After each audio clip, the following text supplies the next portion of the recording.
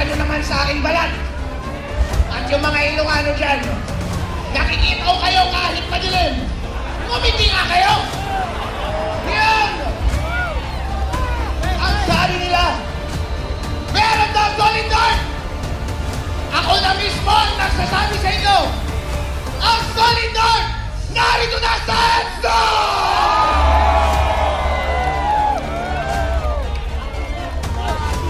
Ako ay bumahay pa. Papunta dito sa Maynila. At kung gusto kong sabihin sa inyo, ang gaganda at ang gwapo nyo pala. Ang pamuti nyo pala. Pero iisa lang ang ating damdamin. Naskam tayong lahat. Naskam ba tayo? BBM, noong una ikaw ay nangangampanya, lag na lag ka namin. Dahil sa wakas, ibabalik mo ang dignidad ng mga Ilocano. Ilang dekada kami ay nahihiya dahil kapag sabihing Ilocano, sino ang maririnig ko ng politiko na malakas na nalinote? Marcos! Ang ilang mahabang panahon, kaya na aming ginagawa! Kaya nung ikaw ay bumalik, binigyan ko kami ng pag-asa. Noon yun, nagbulag-bulagan kami kung ano man ang naging pagkukulang ng iyong pamilya. Hindi namin pinansin dahil iniisip namin, siguro hindi naman gagawin ito. Siguro hindi naman gagawin yung ginawa ng tatay niya. Eh medyo magaling magsalita ng muna, hindi ba? Napaka-articulate. Kaya lahat ng mga Ilocano sumama sa kanya. Pero hindi natin nalilain. Sabi nga ni Ayon kanina, nag-drugs ulit pala! Ako, Idol!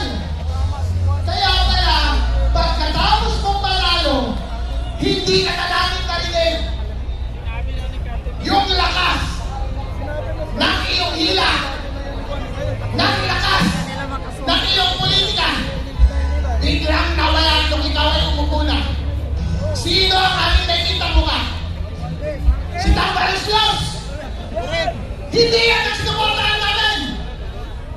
Lahat ng ginawa kanila, lahat ng ginawa nila, puro magnanakaw!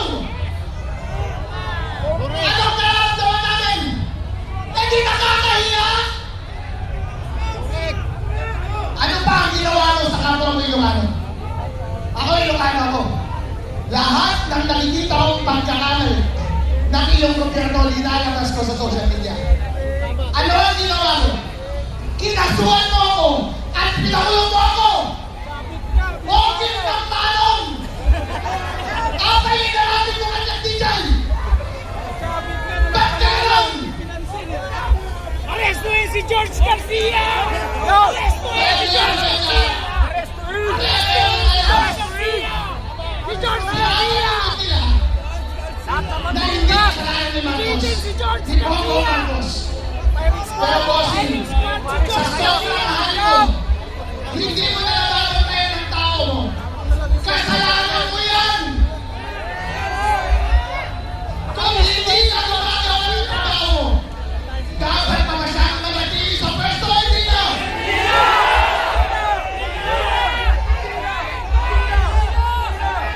Sa lahat ng mga Pilipinong may dignidad, lahat ng mga pinakamatatapang ay narito na.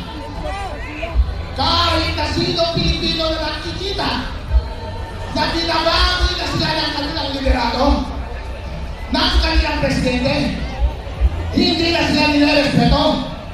Kahit pareho pa kayo ng salita, kahit pareho pa kayo ng fighting.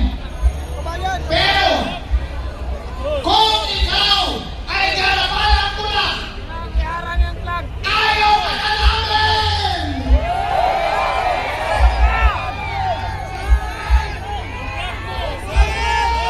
Marcos Rizal!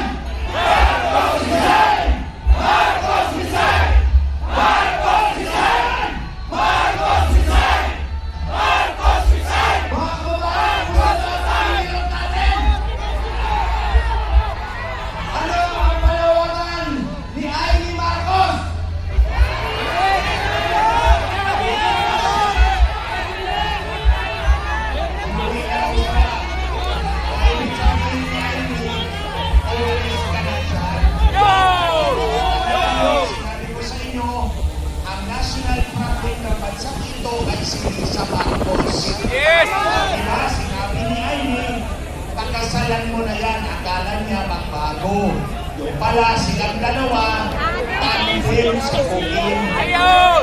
Ngayon, itong 100 billion na in-insert nila sa budget, tinatanong nila, bakit kailangan mag-insert kung pwede mo namang ipasok sa National Expenditure Program? Simple lang ang sagot. Kapag nasa NEP, si Congressman ang tatanggap ng sohol, hindi si Marcos. Kaya kailangan ni Marcos mag-insert ng 100 billion para ang tongpats sa kanya lahat.